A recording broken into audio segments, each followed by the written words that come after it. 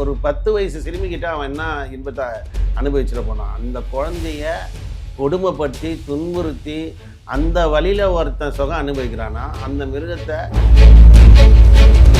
முன்ன பின்ன தெரியாத இடம் இங்கே இருக்காங்க அப்படின்றப்போ குழந்தைய பாதுகாப்பு பண்ண வேண்டியது பெற்றோர்களுடைய கடமை. சாயந்தரம் 5 மணிக்கு காணா போன குழந்தைய பல மணி நேரம் கழித்து பெற்றவங்க தேடுறாங்கன்னா அப்புறம் பெற்றவங்களுக்கு என்ன பொறுப்பு இருக்குது? முதல்ல இப்போது இந்த குழந்தைக்கு நடந்த விஷயம் பொறுப்பற்ற ஒரு பெற்றோர், காவல்துறை அதிகாரிகள் எல்லாருமே தானே வரோம். இந்த சமூகம் தொடர்ந்து இந்த மாதிரி பண்ணாலும் இன்றைக்கும் குழந்தைங்கள மெரிபா பன்னீர் சோடா, ஐ ட்ரஸ்ட் மெரிபா. கட்சிக்கு எங்கே கெட்ட பேர் ஆகிட போகுதுன்னு அவசரமாக கொல்லப்புற வழியாக அம்மாவுக்கே தெரியாமல் குழந்தைய மருத்துவமனையில் இருந்து எடுத்துன்னு போயிட்டு அப்பாவை வச்சு எரிச்சிட்டு 7 லட்ச ரூபாய் பணத்தை கொடுத்துருக்காங்க. பல குழந்தைகள் இது போல் காப்பாற்றப்படலாம். ஒரு நல்ல காரியத்துக்கோசம் அந்த ரம்யா பாரதியை என்ன பண்ணியிருக்கலாம், ஒரு என்கவுண்டர் பண்ணியிருக்கலாம். ஒரு பெண்ணு ஒரு குழந்தைய தொட்டினா, நான் ஒரு பெண்ணுடா, நான் உன்னை சும்மா விட மாட்டேன், இது என் டிஸ்ட்ரிக்ட் ஐஜி, நான் உன்னை என்கவுண்டர் பண்ணுறேன்னான்ட்டு பண்ணியிருந்தாங்கன்னா கடுமையான தண்டனை கொடுக்கறதுக்கு விஜய் ஜட்ஜு கிடையாது, நீதிமன்றம் தான் கொடுக்கணும். நீதிபதிகள் தான் போக்சோ கேஸில் இவ்வளோ பிரச்சனை இருக்குது, குழந்தைகள் மீது வன்மம் தெரிவிக்கிறாங்க, இந்த மாதிரி ஆட்களுக்கு லைஃபர் கொடுக்கணும், 2 லைஃப் 3 லைஃப் கொடுக்கணும், இல்லை மரண தண்டனை கொடுக்கணும்னு நீதிபதிகள் தான் முடிவு பண்ணணும். வழக்கறிஞர்களுக்கு ஒரு மனசாட்சின்னு ஒன்று இருந்துதான். இப்போ அந்த 2 அக்யூஸ்டுங்களுக்கும் ஒரு வக்கீல் வருவாங்க. வழக்கறிஞர்கள் மனிதாபிமானத்தோட இந்த மாதிரி ஒரு விஷயத்துக்கு எந்த வக்கீலும் வரக்கூடாது. அந்த அக்யூஸ்டுக்கு ரெஃப்ளெக்ட் நேயர்களுக்கு வணக்கம். இன்று நாம் சந்திக்க இருக்கக்கூடிய சிறப்பு விருந்தினர் சமூக ஆர்வலர் சசிகுமார் அவர்கள். அண்ணா வணக்கம். வணக்கம்மா. தமிழ்நாட்டையே ஒரு வழக்கு, கோவை சிறுமி பாலியல் வழக்கு ரொம்ப உலுக்கி இருக்கு. அதுக்கு அடுத்து வரக்கூடிய அந்த சம்பவங்கள், பேட்டிக்கெல்லாம் பார்த்தோம்னா எல்லாருக்கும் ஒரு பேரதிர்ச்சியை கொடுத்துருக்கு. என்னன்னா, அந்த குற்றவாளி கார்த்தி என்பவருக்கும் அந்த பொண்ணோட அம்மாவுக்கும் ஏதோ தொடர்பு இருக்கு அப்படின்ற போல சொல்றாங்க. அதே போன்று இவங்களுக்குள்ளே ஏதோ இந்த தகராறுல தான் இந்த பிரச்சனையெல்லாம் போய் நடந்திருக்கு அப்படின்ற போல சொல்றாங்க. அதே போன்று இவங்க மது குடிச்சிருந்தாங்க, இவங்களுக்கே தெரியல அப்படின்ற போல சொல்றாங்க. என்னதானே நடந்தது, இவங்களுக்குள்ள என்ன நடந்தது? வணக்கம்பா. இது ஆக்சுவலாக நம்ம பார்க்க வேண்டியது அக்கம் பக்கத்தில் சொல்கிறதெல்லாம் நம்ம வச்சு பேசக்கூடாது. ஃபஸ்ட்டு அந்த குழந்தை விளையாடிட்டு இருக்கு. ஒரு சாயந்தரம் ஒரு 5 மணிக்கு இந்த கடைக்கு அந்த ஆளை இட்டுன்னு போயிட்டு ஒரு பிஸ்கெட் வாங்கி தரேன்ட்டு ஸ்டோரி இதுதான் நடந்திருக்கு. எஃப்ஐஆரில் இது தான் பேசியிருக்காங்க. அதாவது சாக்லேட்டு வாங்கி தரேன், பிஸ்கெட் வாங்கி தரேன்னு சொல்லி அவங்க இட்டுட்டு போகிறப்போ அந்த ஆள் போதையில் இருந்திருக்கான். கார்த்திக் போதையில் இருந்திருக்காரு. ஆக்சுவலாக அவர் போதையில் இருக்கிறப்போ அவருக்கு மைண்ட் சேஞ்ச் ஆகுது. அந்த குழந்தையுடைய அணுகுமுறை, அது குழந்தைய டச் பண்ணிக்கிறப்போ உடனே அவர் என்ன பண்ணுறாரு, பைக்கில் வச்சு தன்னுடைய நண்பரையும் ஃபோன் பண்ணி வர வச்சதை தான் சொல்கிறாங்க. வர வச்சு 2 பேர், மோகன்ராஜ், ஆமாம் மோகன்ராஜ், வர வச்சு கூட்டுட்டு போயிட்டு ஒரு தென்னந்தோப்பில் அந்த குழந்தைய வச்சு பலாத்காரம் பண்ணுறாங்க. அந்த இடத்துல குழந்தை இவங்க பண்ணுற பாலியல் ரீதியான துன்புறுத்தலுக்கு கத்துறப்ப தான் இவங்க அதுக்கப்புறம் அந்த குழந்தைய சாகடிக்கணும் முடிவு பண்ணி கழுத்தெல்லாம் நெரிச்சு கொடூரமான முறையில் அந்த செக்ஷுவல் ஆக்டிவிட்டீஸ் எல்லாம் பண்ணிட்டு பண்ணுறாங்க. இப்போ நம்ம ஒரு விஷயமா எப்படி பார்க்குறோன்னா, பெற்றவங்க குழந்தைய இன்றைக்கி சமூக வலைத்தளத்தில் நம்ம பார்க்குறோம். தொடர்ந்து இந்த ஃபோக்ஸோ கேஸ் எல்லாம் பார்க்குறோம். இந்த குற்றச்சம்பவங்கள்லாம் இப்படி நடக்கிறப்போ குழந்தை ஆக்சுவலாக சேலம் இருக்காங்க, இங்கே வந்திருக்காங்க, எங்கே கோயம்புத்தூர் வந்திருக்காங்க. அப்போ இந்த மாதிரி முன்ன பின்ன தெரியாத இடம் இங்கே இருக்காங்க அப்படின்றப்போ குழந்தைய பாதுகாப்பு பண்ண வேண்டியது பெற்றோர்களுடைய கடமை. சாயந்தரம் 5 மணிக்கு காணா போன குழந்தைய பல மணி நேரம் கழித்து பெற்றவங்க தேடுறாங்கன்னா அப்புறம் பெற்றவங்களுக்கு என்ன பொறுப்பு இருக்குது? முதல்ல பெற்றவங்கள மேலே தான் குறை சொல்லணும். இங்கே 2வது பார்த்திங்கன்னா, நம்ம ஆல்ரெடி சொன்னது தான், கோயம்புத்தூரில் ஒரு ஏர்போர்ட்டு பேக் சைடு ஒரு பெண்ணை பாலியல் பலாத்காரம் பண்ணுறப்போ 5 மணி நேரம் அந்த பொண்ணு நிர்வாணமாக உடையே இல்லாமல் 3 மிருகங்கிட்ட மாட்டிருக்கு. இப்போ அடுத்து நம்ம சொல்ல வேண்டிய விஷயம்னா, காவல்துறை அதிகாரிகள் இந்த மாதிரி ஆள் நடமாட்டம் இல்லாத இடத்துல ரோந்து பணி என்பது கம்மியாயிடுச்சு. ஏன்னா எல்லா காவல் நிலையத்துலேயும் பார்த்திங்கன்னா காவலர்கள் கம்மியாக இருக்காங்க. அதாவது ஒரு 50 பேர் இருக்க வேண்டிய இடத்துல 15 பேர் 16 பேர் இருக்காங்க. சில காவலர்கள் மன அழுத்தம் ஆயிடுறாங்க. சில காவலர்கள் வீட்டுக்கே போக முடியாத 2 ஷிஃப்ட்டு பண்ணிவிட்டு அந்த மன அழுத்தத்தில் கம்ப்ளைண்ட்டு கொடுக்க வர பார்ட்டியை பொண்டாட்டி மாதிரி கையை பிடிச்சிக்கிறானுங்க. இப்போ நீங்கள் சமூக வலைத்தளத்தில் பார்த்தீங்கன்னா பல காவல்துறை அதிகாரிகளே அந்த மூடில் இருக்காங்க. நைட்டு சில காவல்துறை அதிகாரிகளே பார்த்தீங்கன்னா டியூட்டிலே குடிச்சிட்டு இருக்காங்க. நிறைய காவல்துறை இன்னைக்கு குடிகாரனாகிறான். யூனிஃபார்ம்லேயே போய் டாஸ்மார்க்கில் சரக்கு வாங்குறான். அப்போ என்னன்னா வீட்டுக்கு போக முடியாது, அந்த டிப்ரெஷன்ஸ் ஆகுறாங்க. அதேமாரி மன உளைச்சல் காவல்துறை அதிகாரிகளுக்கு இருக்குது. ஒரு காவல்துறையில் ஒரு வேலியே பயிர மேய்துன்றப்போ சாமானிய மனுஷனை நம்ம எப்படி குறை சொல்ல முடியும் இந்த இடத்துல? இப்போ சாமானிய மனுஷன் ஒரு பக்கத்து வீட்டில் இருக்கான், அவன் குற்றம் பண்ணிட்டான்ன்றது நம்ம பேசுகிறோம். ஆனால் காவலர்கள் இங்கே பல காவலர்கள் இந்த குற்ற சம்பவத்தில் ஈடுபடுறாங்கன்றது மன வருத்தத்தை தருது. இப்போது இந்த குழந்தைக்கு நடந்த விஷயம் பொறுப்பற்ற ஒரு பெற்றோர், காவல்துறை அதிகாரிகள் எல்லாருமே தானே வரோம். இந்த சமூகம் வந்து தொடர்ந்து இந்த மாதிரி பண்ணாலும் இன்றைக்கும் குழந்தைங்கள வீதியில் விளையாட விட்டுட்டு தான் இருக்காங்க. இங்கே வந்து பாதுகாப்புன்றது நம்ம தான் முதல்ல இது பண்ணிக்கணும்.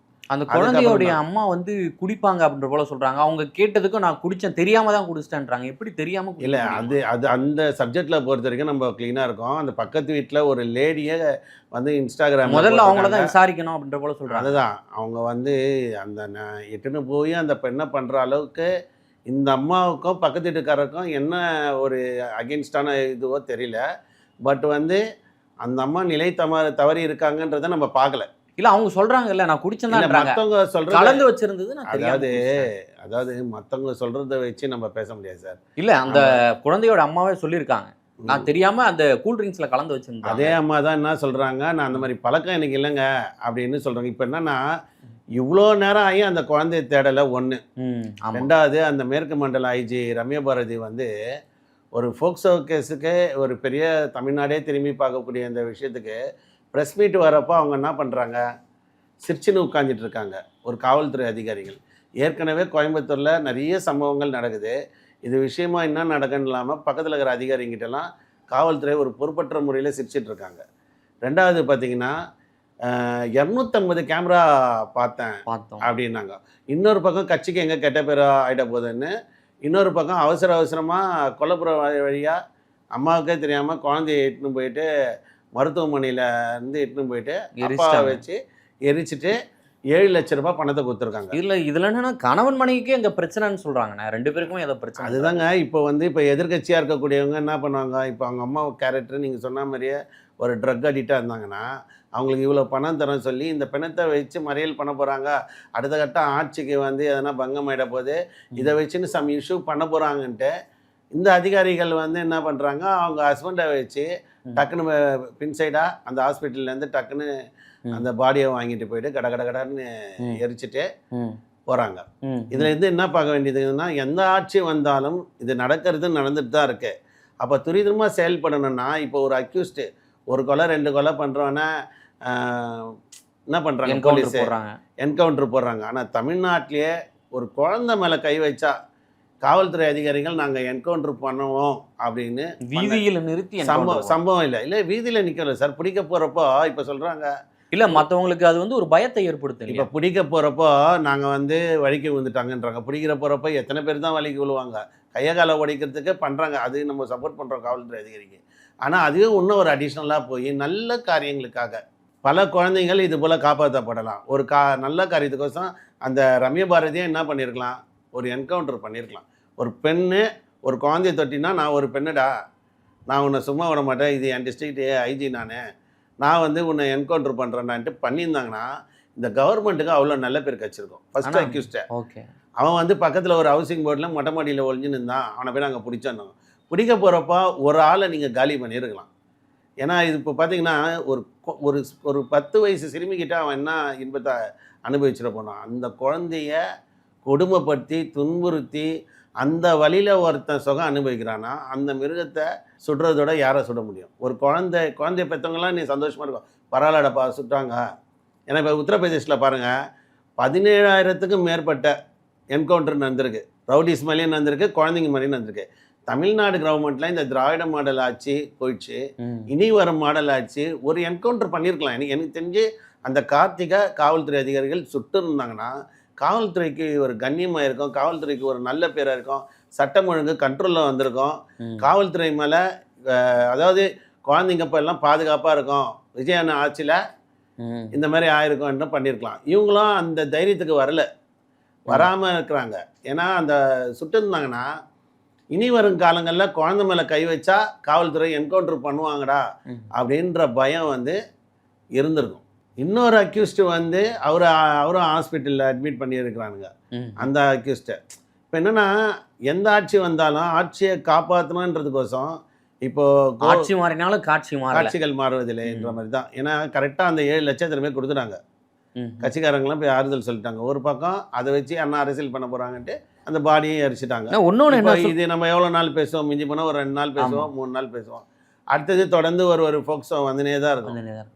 இன்னொன்று சொல்கிறாங்க, இப்போ வந்து அந்த கணவன் சிறுமியோடைய அப்பா, அதாவது மனைவியை பிரிஞ்சுட்டு அவங்க குடும்பத்தோட போயிட்டாரு, அவங்க அப்பா அம்மாவும் போயிட்டாரு, அவங்களுக்கு இன்னொரு பையன் இருக்கான், அவனை பையனையும் அழுத்துன்னு போயிட்டாரு, இவங்க மேலே சந்தேகப்பட்டு தான் போயிட்டாரு அப்படின்ற போல சொல்கிறாங்க. அதாவது ஒருத்தருடைய தனிப்பட்ட விஷயம் நிறைய இருக்கும், பர்சனல் விஷயம் நிறைய இருக்கும். எதுவுமே வந்து ஊர் நாள் பேசுதுன்றதுக்கோசம் அதை வச்சு நம்மலாம் பேச முடியாது. என்னை பொறுத்தவரைக்கும் நான் அப்படி பேச மாட்டேன். கரெக்டாக நடந்து பேசுவேன். இதுலேயே குளறுபடி என்னென்னா, காவல்துறை 250 கேமரா நாங்கள் சர்ச் பண்ணோம் அப்படின்னு சொல்கிறப்போ ஃபஸ்ட்டு மிஸ்ஸிங் கம்ப்ளைண்ட் தான் எடுக்கிறாங்க. ஃபஸ்ட்டு பாருங்கள் மிஸ்ஸிங் கம்ப்ளைண்ட்டு, அப்புறம் 2வது ஃபஸ்ட் எஃப்ஐஆர் போடுறாங்க. 3 செட்டப் போட்டிருக்காங்க. இப்போ இந்த எஃப்ஐஆரில் கூட கேஸ் பாருங்கள், 103/1 போட்டிருக்காங்க, 141, அப்புறம் 87, 127, 65, 103, அப்புறம் 17 இன்னு கீழே போட்டிருக்காங்க. அப்புறம் பெண்கள் வன்கொடுமை சட்டம் 6 அது போட்டிருக்காங்க. அப்புறம் 16 ஒன்று போட்டிருக்காங்க. மொத்தம் 9 வழக்கு இந்த எஃப்ஐஆரில். ஆல்ரெடி எஃப்ஐஆரை வந்து இணையதளத்தில் லீக் பண்ணக்கூடாது அப்படின்னு சொல்லியிருக்காங்க. இது தமிழ்நாடே உழுகிற பிரச்சனை. ஆனால் எஃப்ஐஆரை லீக் பண்ணி அந்த நம்பர் எல்லாம் பார்த்தீங்கன்னா ஃபேஸ்புக் இணையத்திலலாம் வருது. இப்போ தனிப்பட்ட ஒரு குழந்தையுடைய பிரச்சனை தமிழ்நாடு ஃபுல்லாக வரணும் அப்படின்ற ஒரு இதில் எல்லாத்தையும் லீக் பண்ணி உடனே நாங்கள் இவ்வளோ பண்ணிட்டோம் அப்படின்னு. அப்போ 9 செக்ஷன் போட்டிருக்கேன்னு 3வது டைம் தான் எஃப்ஐஆரே வந்து 1க்கு 3 வாட்டி போட்டு தான் இவங்களால பண்ண முடியுது. இப்போ போலீஸ் வந்து என்ன சொல்கிறாங்க, நாங்கள் வந்து 24 மணி நேரத்தில் குற்றவாளியை பிடிச்சிட்டோம்னாங்க. 24 மணி நேரத்தில் உங்களால் 250 கேமரா பார்க்க முடியும் நீங்கள் சொன்னீங்கன்னா, ஆள் நடமாட்டம் இல்லாத இடத்துல ரவுண்ட்ஸ் ஏன் போக மாட்டீங்க? ஆல்ரெடி கோயம்புத்தூர் டிஸ்ட்ரிக்டை தமிழ்நாடே காரி துப்புது. கோயம்புத்தூர் சிட்டி போலீஸையும் சரி, கோயம்புத்தூர் இன்னர் இதுலேயும் சரி, உட்கட்டம். ஏன்னா ரோந்து பணின்றது கிடையாது. ரோந்து பணிக்கு காரணம் ஒன்று சொல்லலாம், 2 விஷயம். ஒன்று வந்து காவல்துறையின் தட்டுப்பாடு, இன்னொன்று காவல்துறைக்கு ஒதுக்கப்படுற அந்த டீசல், வாகனத்துக்கு உண்டான டீசலை கம்மியாக கொடுக்கறதால காவல்துறை எங்கேயும் ரவுண்ட்ஸுக்கும் போகிறதில்ல. ஒரு பெட்ரோல் பங்கில் சுமார் ஒரு 10 நாளைக்கு ஒரு 10 லிட்டரோ ஒரு 20 லிட்டரோ வாங்கிட்டு ஓட்டுறப்போ என்ன பண்ணுறாங்க, எங்கன்னா ஒரு இடத்துல நின்றுட்டு ஏசியை போட்டுட்டு கம்முன்னு பார்த்துக்கிறாங்க, ரெஸ்ட் எடுத்துக்கிறாங்க. ரோந்து பணி தீவிரமாக இருந்தால் இந்த குற்றம் இப்போ கூட தென்னந்தோப்பில் இட்டுன்னு போனாங்கன்றாங்க. தென்னந்தோப்பில் அந்த பொண்ணு கத்திருந்தால் அந்த அலறல் சத்தம் யாருக்கா கேட்டிருந்தா கூட காவல்துறை உதவி யாராவது கொடுத்துருப்பாங்க. அப்போ ஆள் நடமாட்டம் இல்லாத இடத்த ஒரு அக்யூஸ்டு தேர்ந்தெடுக்கிறப்போ காவல்துறையாக இந்த இடத்துலலாம் அஃபென்ஸ் நடக்கக்கூடிய இடம்ன்ட்டு ஒரு ட்ரேட் ஷீட் மாதிரி வச்சு ஸ்டேஷனில் இந்த இடத்துலலாம் நம்ம லிமிட்டில் இங்கெல்லாம் வந்து குற்றச்சம்பவம் நடக்கக்கூடிய இடம், இங்கெல்லாம் ஆள் நடமாட்டம் எல்லாம் அதுக்குன்னு ஒரு டீமை போட்டு அங்கே யாருன்னா நடக்கிறாங்களா அப்படின்றத பார்க்கணும். இப்போ கோயம்புத்தூர் தமிழ்நாட்டில் அடி வாங்கினே இருக்குது ப்ரெஸ்ஸில். இப்போ தான் ஒரு 3 மாதத்துக்கு முன்னாடி ஒரு பொண்ணுது சம்பவம் ஆயிடுச்சு, திருப்பி ஆகுது. இது இன்னொன்று பார்த்தீங்கன்னா நிறைய கேஸுங்க வந்து காவல்துறை வந்து பேரண்ட்டே வந்து இது பெண்ணுடைய வாழ்க்கை, இது வேண்டாம்ப்பா விட்டுருங்க, கம்ப்ளைண்ட்லாம் வேணாம், நான் பேசி முடிச்சிடறேன்ட்டு கட்ட பஞ்சாயத்து பண்ணுறாங்க. ஸோ தவறு பண்ணவனுக்கு சாதகமாக இப்போ காவல்துறையே வந்து இருக்கிறதால அவனுக்கு கூட்டாளியாக மாறிடுறாங்க. விஜய் வந்து ரொம்ப கடுமையான தண்டனைலாம் கொடுக்கணும் அவரே சொல்கிறாரு. அப்படி இருக்கும்போது ஏன் இந்த அளவுக்கு லெத்தாஜா இருக்காங்க? அதாவது போலீஸ் கடுமையான தண்டனை கொடுக்கறதுக்கு விஜய் வந்து என்கவுண்டர் தான் பண்ணணும். அவர் கட்டுப்பாட்டில் இருக்க காவல்துறை அதிகாரிகளுக்கு இந்த மாதிரி விஷயத்தில் ஷூட் பண்ணிவிடுங்க சொல்லலாம். கடுமையான தண்டனை கொடுக்கறதுக்கு விஜய் வந்து ஜட்ஜு கிடையாது, நீதிமன்றம் தான் கொடுக்கணும். நீதிபதிகள் தான் ஃபோக்சோ கேஸில் இவ்வளோ பிரச்சனை இருக்குது, குழந்தைகள் மீது வன்மம் தெரிவிக்கிறாங்க, இந்த மாதிரி ஆட்களுக்கு வந்து லைஃபர் கொடுக்கணும், 2 லைஃப் 3 லைஃப் கொடுக்கணும், இல்லை மரண தண்டனை கொடுக்கணும்னு நீதிபதிகள் தான் முடிவு பண்ணணும். சட்டம் இயற்றக்கூடிய வல்லுநர்களும் நீதிபதிகளும் இந்த மாதிரி ஒரு வழக்குக்கு பார் கவுன்சில்லே அட்வொகேட்ஸ்லாம் என்ன பண்ணோம், இதுபோல் கொடிய வழக்குக்கு எந்த வழக்கறிஞரும் வாதாடக்கூடாது. வழக்கறிஞர்களுக்கு ஒரு மனசாட்சின்னு ஒன்று இருந்துதான். இப்போ அந்த 2 அக்யூஸ்டுங்களுக்கும் ஒரு வக்கீல் வருவாங்க.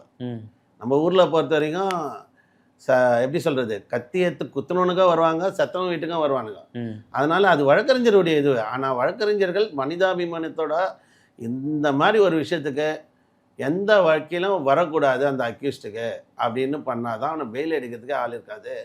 அவனுக்காக சட்டத்தில் உள்ள ஓட்டைகளை பயன்படுத்தி அவன் கொடுக்குற காசுக்கோசம் ஒரு மிருகத்தை நீங்கள் வெளியே இட்டுன்னு வர்றது என்பது சரிப்படாது. வழக்கறிஞர்களும் பார் கவுன்சிலில் வந்து இந்த மாதிரி ஒரு முடிவு எடுக்கணும். இந்த மாதிரி கொடிய மிருகங்கள், குழந்தைகள், நம்மளும் குழந்தை எல்லாருமே வச்சுருக்கோம், இந்த மாதிரி கொடிய மிருகங்களை எதிர்த்து வரக்கூடாதுன்னு வழக்கறிஞர்கள் முடிவு செய்து வரணும். ஓகே, மிக்க நன்றி. நான் நேரில் வந்து பல்வேறு தகவலை பகிர்ந்தமைக்கு. சரிப்பா, நன்றிப்பா. மெரிபா பன்னீர் சோடா, I trust மெரிபா.